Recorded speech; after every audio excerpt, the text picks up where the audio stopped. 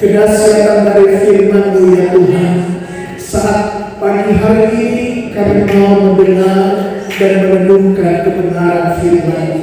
Roh Kudus kuasai kami pada pagi hari ini. Di dalam nama Yesus kami membuka hati kami membuka pikiran kami untuk ditaburi oleh kebenaran firman-Mu. Dan biarkan Kau yang berkuasa atas kami. Kami percaya firman itu hidup dan berkuasa. Ketika firman diberitakan, mujizat terjadi. Ketika firman diberitakan, kesembuhan terjadi. Ketika firman diberitakan, hati yang keras dilembutkan. Ketika firman diberitakan, hati yang bengkok diluruskan. Kami percaya ketika firman diberitakan, ada doa-doa baru, doa-doa tercurah yang hari ini. Kami percaya Tuhan, kami percaya bahwa firman itu selalu menerobos setiap kekerasan hati kami. Kami percaya Tuhan, firman itu sanggup untuk mengubah setiap hati kami. Dalam nama Yesus, ini Tuhan yang menjadi doa kami, ini yang menjadi permohonan kami. Berfirmanlah saat ini di dalam nama Tuhan Yesus. Berikan hamba hikmat untuk bisa menerangkan firman-Mu dengan bahasa yang sederhana dan mudah dimengerti. Terpujilah nama-Mu, ini doa kami yang kami alaskan hanya di dalam nama Yesus. Haleluya. Setiap kita berkata amin. Sebelum duduk berikan dulu tepuk tangan kepada Tuhan. Haleluya. Oke, shalom semuanya. Shalom. Oke, puji Tuhan. Saya berterima kasih kembali pada pagi hari ini kepada Tuhan Yesus dan juga kepada Bapak Gembala yang sudah memberikan saya kesempatan untuk bisa melayani kembali di tempat ini. Saya percaya saudara bahwa inti dari sebuah ibadah itu adalah pemberitaan kebenaran firman. Amin. Seperti yang saya katakan tadi di dalam doa, bahwa firman Tuhan itu hidup. Amin. Firman Tuhan itu bukan tulisan mati. Firman Tuhan itu berkuasa menerobos setiap hati kita. Amin. Dan saya percaya kalau ada di antara kita yang datang dengan kelemahan tubuh, yang datang dengan sakit penyakit, saya percaya ketika firman diberitakan, kuasa firman itu sanggup mengadakan mujizat yang sedemikian ada. Ini untuk pertanyaan bagi kita. Haleluya. Mari kita buka Alkitab kita. Ada satu bagian kebenaran firman Tuhan yang ingin saya bagikan pada pagi hari ini yang terdapat di dalam kitab 1 Timotius. Haleluya. Kitab 1 Timotius pasal pertama. Mungkin slide PowerPoint bisa ditampilkan. Kitab 1 Timotius pasal pertama ayat 12 sampai ayat 17. Boleh kita baca sambil bergantian ya Bapak Ibu yang terkasih ya. Kitab 1 Timotius pasal pertama ayat 12 sampai ayat 17. Saya baca ayat 12, Bapak Ibu baca ayat 13, demikian bergantian sampai ayat 17. Dengan kita menghormati firman Tuhan, mari kita membacanya sambil kita bangkit berdiri. Firman Tuhan berkata demikian, 1 Timotius pasal pertama ayat 12 menuliskan demikian. Aku bersyukur kepada Dia yang menguatkan aku, yaitu Kristus Yesus Tuhan kita, karena Ia menganggap aku setia dan mempercayakan pelayanan ini kepadamu. Ayat 13 berikutnya.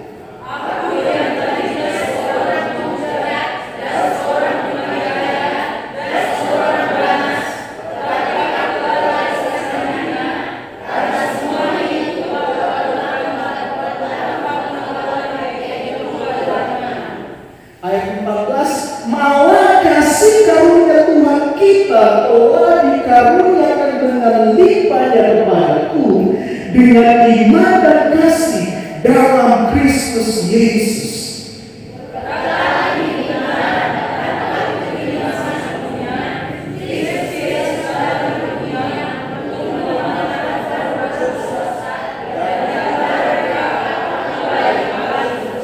Tetapi justru karena itu aku dikasihani agar dalam diriku ini, karena firman Tuhan, karena dalam diriku ini, ayat 17, ayat 16 tadi, ayat 16, maaf, saya ulangi Bapak Ibu ya. Tetapi justru karena itu aku dikasihani agar dalam diriku ini sebagai orang yang paling berdosa, Yesus Kristus menunjukkan seluruh kesabarannya. Dengan demikian aku menjadi contoh bagi mereka yang kemudian percaya kepadanya dan mendapat hidup yang kekal. Ayat 17.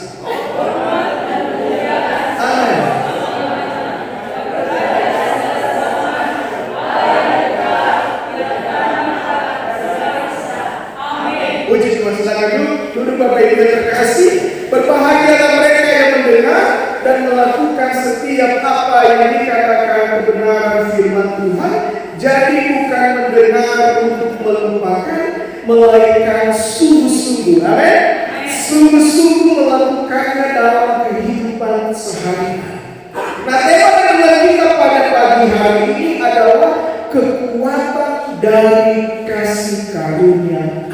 Amin. Nah, Bapak Ibu dikasih oleh Tuhan, berbicara mengenai kasih karunia Tuhan. Ini berbicara mengenai pemberian Allah yang paling tinggi dalam kehidupan kita. Amin. Kasih karunia Allah ini adalah pemberian Allah yang paling mulia dalam hidup kita. Kita tidak perlu melakukan apa-apa. Kita tidak perlu melakukan sebuah usaha apa-apa untuk mendapatkan kasih karunia. Amin. Kasih karunia Tuhan bukan ditentukan dari perbuatan baik kita. Kasih karunia Tuhan bukan ditentukan dari usaha kita, dari perbuatan kita, dari ketaatan kita. Tuhan memberikan kasih karunia dalam kehidupan kita sebagai orang yang percaya karena Dia mengasihi kita. Amin. Sekali lagi ya, Tuhan menganugerahkan kasih karunia-Nya dalam kehidupan kita. Itu karena Dia mengasihi kita. Amin. Dan untuk meresponi kasih karunia itu, Tuhan meminta untuk kita memiliki yang namanya iman. Amin. Memiliki namanya kepercayaan atau keyakinan. Kitab Yohanes pasal 3 ayat 16 menuliskan dengan jelas bahwa karena begitu besar kasih Allah akan dunia ini, sehingga Dia mengaruniakan anaknya yang tunggal, sehingga barang siapa yang percaya kepadanya, yang percaya kepada siapa? Yang percaya kepada Yesus anak tunggal Allah, tidak binasa melainkan beroleh kasih karunia, beroleh kehidupan yang kekal. Amin. Nah, saya percaya kita yang ada di tempat ini, kalau kita memiliki yang namanya iman, kalau kita percaya kepada Yesus yang adalah Tuhan dan Juru Selamat kita, saya percaya janji keselamatan, anugerah keselamatan itu menjadi milik bagian kita yang setuju katakan amin.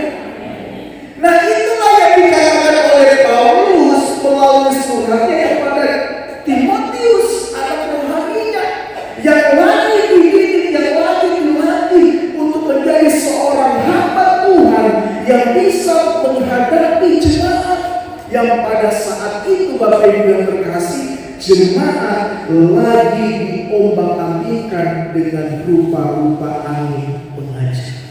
Amin. Nah, Bapak Ibu yang dikasih oleh Tuhan, kalau ada pengajaran yang berkata bahwa tidak cukup hanya kasih karunia Tuhan, tidak cukup hanya anugerah Tuhan, perlu ditambahkan yang namanya perbuatan baik kalau mau selamat, perlu ditambahkan yang namanya ketaatan kalau mau selamat. Saya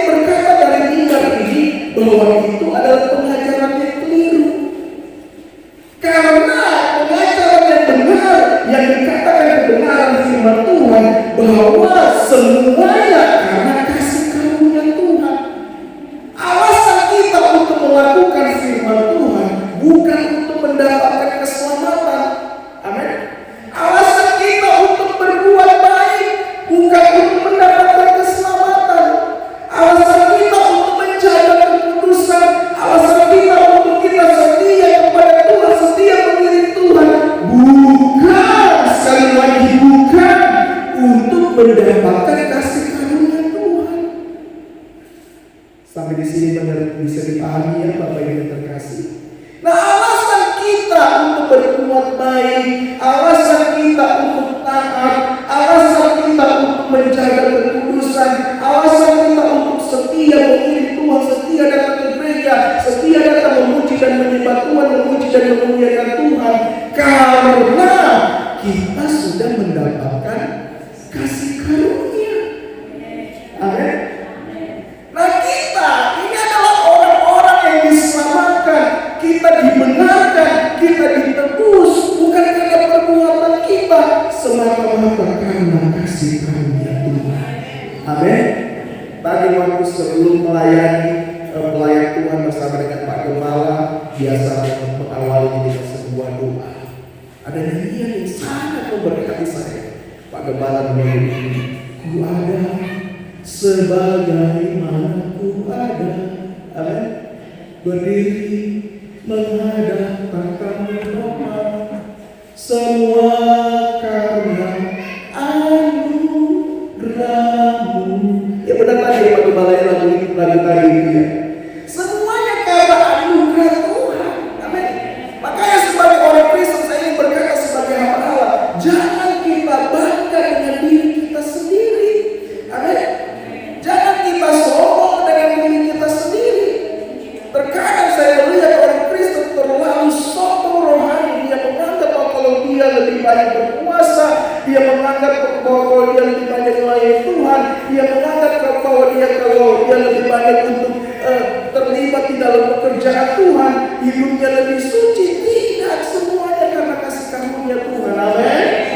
Kalau pelayan Tuhan bisa melayani di tempat ini, itu semuanya karena kasih karunia Tuhan. Bapak Ibu yang masih muda, saya berkata kepada kalian bahwa aku ada di tempat ini, bisa memain keyboard, bisa memain drum, bisa memain gitar, bass, itu semuanya karena kasih karunia Tuhan. Amin.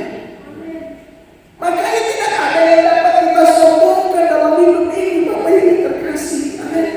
Tidak ada yang dapat kita banggakan. Semuanya karena kasih karunia Tuhan. Amin. Yang patut kita lakukan adalah begini, kita mengucap syukur buat kebaikan Tuhan. Amin dalam hidup kita.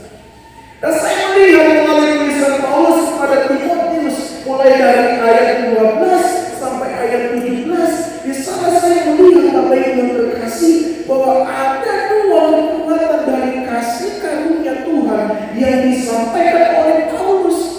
Yang pertama, kekuatan dari kasih karunia Tuhan itu adalah begini: kasih karunia Tuhan itu dapat menyelamatkan orang berdosa. Amin. Saya mau tanya, apakah ada di sini orang yang hidup tanpa dosa? Ada? Semua kita adalah orang berdosa. Amin. Makanya maaf kata ya Bapak Ibu yang terkasih, terkadang kalau ada orang yang saya lihat hidupnya terlalu menghakimi orang lain, tidak bisa lihat celah orang lain. Kalau ada kesalahan langsung dicerita, kalau ada celah langsung dicerita, kalau ada kelemahan orang lain langsung dicerita. Apalagi itu kalau dia adalah pendeta, hamba Tuhan kok pendeta kayak begini, kok hamba Tuhan kok kayak begini, kok hamba Tuhan sih mestinya jadi berkat. Saya berkata sebagai hamba Allah dari mimbar ini, Bapak Ibu yang terkasih, jangan kita menghakimi. Amin. Karena kita pun juga adalah orang berdosa. Kita tidak lepas dari yang namanya kesalahan. Tidak ada yang lebih benar di dalam hidup ini. Semua kita adalah orang berdosa. Kita ditebus, kita diselamatkan, itu semata-mata karena kasih karunia Tuhan. Makanya di dalam ayat 18 coba perhatikan Bapak Ibu terkasih. Mulai dari di dalam ayat 15 coba tampilkan. Di dalam ayat 15 firman Tuhan bilang begini. Perkataan ini benar dan patut diterima sepenuhnya. Kristus Yesus datang ke dunia untuk menyelamatkan orang berdosa, dan di antara mereka akulah yang paling berdosa. Ayat 16. Firman Tuhan berkata, tetapi justru karena itu aku dikasihani, agar dalam diriku ini sebagai orang yang paling berdosa, Yesus Kristus menunjukkan seluruh kesabaran kuasanya. Dengan demikian akan menjadi contoh bagi mereka yang kemudian percaya kepadanya dan mendapat hidup yang kekal. Jadi ada satu kebenaran yang mesti kita pahami pada pagi hari ini, Bapak Ibu yang terkasih, bahwa Yesus datang ke dalam dunia itu bukan untuk menghakimi. Yesus datang ke dalam dunia bukan untuk menjelas, tetapi Yesus datang ke dalam dunia untuk menyelamatkan orang berdosa. Amin. Nah, kalau kita datang ke gereja, kita datang ke tempat ini, kita harus punya sikap atau motivasi yang benar. Motivasi yang benar adalah diri kita datang mengucap syukur karena kita sudah diselamatkan. Amin. Kita sudah ditebus. Jadi alasan kenapa kita harus setia, alasan kenapa kita harus taat, alasan kenapa kita harus mengucap syukur, alasan kenapa kita harus melakukan sesuatu untuk Tuhan, selain karena kita mengasihi Tuhan, karena kita mengucap syukur. Amin. Lakukan segala sesuatu dengan ucapan syukur. Amin. Jadi harus mindsetnya harus diubah. Terkadang kita, maaf kata ya Bapak Ibu terkasih, ada hamba Tuhan dan dia terlalu pengajaran yang berkata ini, kalau engkau memberi persembahan, kalau engkau terlibat pelayanan, kalau engkau memberikan yang terbaik melalui hartamu, memuliakan hartamu, engkau pasti diberkati, hidupmu pasti akan diberkati. Kalau kita ulang kalimat ini, sebenarnya ada pilihan. Jadi kalau kita beri persembahan, maaf kata ya Pak Gembala, saya kasih sedikit, kalau kita berikan perpuluhan, itu bukan untuk diberkati, tetapi karena kita sudah diberkati. Amin. Kita melayani Tuhan bukan untuk diberkati, tapi karena kita sudah diberkati. Amin. Apapun yang kita lakukan, karena begini, karena kita sudah mendapatkan berkat dari Tuhan, karena kita sudah diselamatkan oleh Tuhan, karena kita sudah mendapatkan kasih karunia Tuhan. Amin. Makanya kita lakukan dengan sukacita. Yang setuju katakan amin. Mau setia melayani Tuhan. Jadi apapun keadaan kita, kita harus percaya bahwa kita sudah mendapatkan kasih karunia Tuhan. Makanya kadang saya ingin dengan ada beberapa pengajaran di luar, kalau di GBDI tidak dipuasakan, di gereja lain kan banyak. Saya ikut organisasi. Untuk melarang korban utama korban untuk siapa bilang? Kita sebagai orang yang percaya yang tinggal dalam Tuhan tidak akan kena kutuk lagi. Amin. Kecuali kalau kita keluar dari Tuhan. Selama kita tetap berada di dalam Tuhan, Yesus sudah menanggung kutuk kita. Amin. Jadi kalau ada orang yang mengutuk engkau, katakan puji Tuhan. Kenapa puji Tuhan? Karena apa? Perkataannya tidak ada menimpa kita, karena Kristus sudah menanggung segala kutuk kita. Amin. Jadi kita diselamatkan itu karena kasih karunia Tuhan. Nah, ini kekuatan dari kasih karunia Tuhan, kasih karunia Allah di dalam kehidupan kita sebagai orang yang percaya. Kita diselamatkan itu karena kasih karunia Tuhan. Amin. Terus yang kedua, saya melihat di dalam mulai dari ayat 12 sampai ayat 17. Di sana kita melihat bagaimana Paulus dengan sangat jelas, tanpa malu-malu, tanpa ada ditutup-tutupi, mengatakan tentang dirinya sebelum dia mengenal Kristus. Amin. Dia berkata dia adalah orang yang ganas. Saya mau tanya, ada yang ganas di sini? Saya percaya tidak ada yang seganas Paulus. Iya kan? Dia adalah orang yang sangat benci dengan kekristenan. Apa dikatakan sana? Dia adalah penganiaya jemaat. Dan yang paling uniknya, Paulus berkata bahwa dia melakukan itu tanpa pengetahuan, yaitu di luar iman.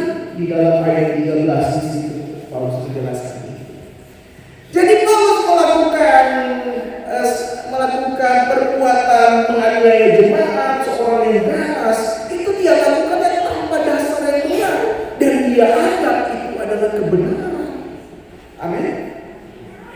Tetapi apa yang dikatakan Paulus berikutnya? Ayat 14, malah kasih karunia Tuhan itu telah dikaruniakan dan dilimpahkannya kepadaku dengan iman dan kasih dalam Kristus Yesus. Saya melihat yang pertama, kekuatan dari kasih karunia Tuhan selain memberikan kita jaminan keselamatan akan hidup yang kekal. Yang kedua, kasih karunia Tuhan sangat mengubah kehidupan seseorang. Amin. Tidak ada yang tidak dapat Tuhan lakukan. Tidak ada yang tidak dapat Tuhan berbuat. Semua dapat dilakukannya dengan kasih karunia Tuhan. Dengan kasih karunia termasuk mengubah kehidupan seseorang. Amin. Terlalu banyak kesaksian Bapak Ibu yang terkasih. Ada yang mantan teroris, iya kan, orang yang suka mencuci otak sehingga mengikuti aliran mereka, bertobat menjadi orang percaya. Itu semuanya karena apa? Karena pekerjaan dari kasih karunia Tuhan. Amin. Makanya saya berkata pada pagi hari ini Bapak Ibu yang terkasih, bahwa tidak ada yang mustahil. Kalau engkau lagi berdoa untuk seseorang yang belum percaya, terus berdoa dan terus berdoa, karena Tuhan pasti akan bekerja dalam kehidupan. Amin. Tidak ada yang mustahil bagi Tuhan. Kalau Roh Kudus sudah bekerja, maka hati yang keras itu akan dilembutkan. Amin. Hati yang bengkok akan diluruskan. Dan saya percaya Dia adalah Allah yang sangat ahli dalam mengubah seseorang. Amin. Amin. Siapa yang lagi mengumpulkan saat ini Bapak Ibu yang terkasih? Terus doakan. Bayangkan Paulus saja, orang ganas kata dia. Ini perkataan Paulus, orang ganas, ya kan? Penganiaya jemaat. Ganas itu kalau dalam bahasa aslinya itu bukan ganas tukang marah-marah saja, tidak. Ganas itu artinya begini, dari tatapannya matanya saja kayak mata orang gitu. Begitu ya. Kalau dia lihat, maaf kata, kalau dia lihat orang Kristen, itu kayak dia lihat, maaf kata, kayak dia lihat ini di pemikirannya itu dia bilang, oh ini kalau saya habisi dia, Allah ini bagi darahnya. Nah begitu, seperti itu. Kira-kira seperti itu ya, orang ganas. Jadi memang tidak ada kasih, tidak ada damai sejahtera dalam hatinya. Tetapi melalui pekerjaan dari kasih karunia Tuhan, hidup Paulus diubahkan. Amin. Yang tadinya ganas menjadi orang yang menunggu, orang yang paling militan di dalam pekerjaan Tuhan. Bayangkan, hampir semua perjanjian baru itu dipenuhi oleh tulisan Paulus. Petrus tidak, tulisannya ada sama dua Petrus, tetapi Paulus yang paling dominan. Dari surat yang paling besar dan yang paling panjang itu surat Roma, terus ada surat kepada jemaat Tuhan yang ada di Galatia, Efesus, Filipi, Kolose, jemaat kepada jemaat Tuhan di Korintus. Belum lagi surat Paulus kepada anak-anak Romawi, Timotius, Titus, Filemon. Ada pun juga surat yang ditulis Paulus ketika ia ada di penjara. Ingat loh, Paulus di penjara itu bukan karena perbuatan kriminal. Aneh juga ya, waktu Paulus masih menganiaya jemaat, dia tidak pernah ditangkap. Tetapi ketika dia menjadi pemberita Injil, justru dia ditangkap karena memberitakan kebenaran firman. Dan itu uniknya Tuhan bekerja. Amin. Surat Paulus ada yang dia tulis di penjara, seperti surat Efesus, surat Filipi, Kolose. Itu surat-surat Paulus ketika ia berada di penjara, dia ditekan, diintimidasi, berada di dalam keterbatasan, dia sanggup untuk berkarya, memberitakan Injil. Semuanya itu karena kasih karunia. Amin. Jadi ada dua berkat rohani yang ingin saya bagikan pada pagi hari ini, Bapak Ibu yang terkasih, bahwa kekuatan dari kasih karunia Tuhan yang pertama, kasih karunia Tuhan itu sangat menyelamatkan. kasih karunia Tuhan itu sanggup untuk mengubah hidup. Itu sanggup untuk mengubah hati.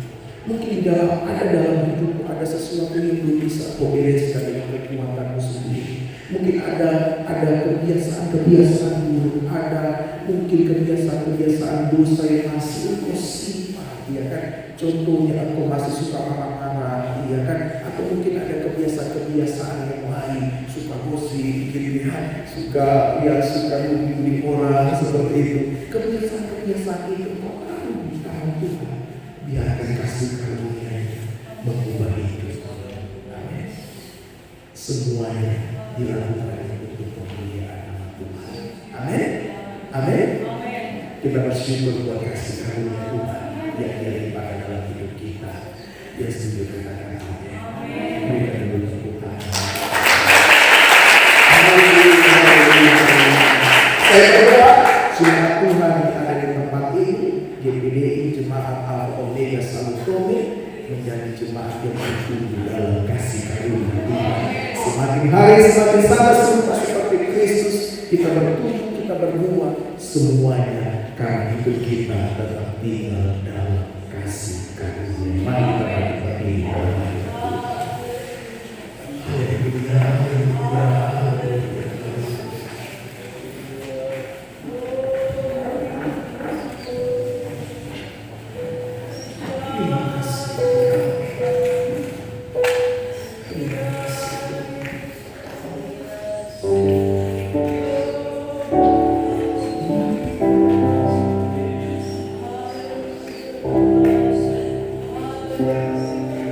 Kita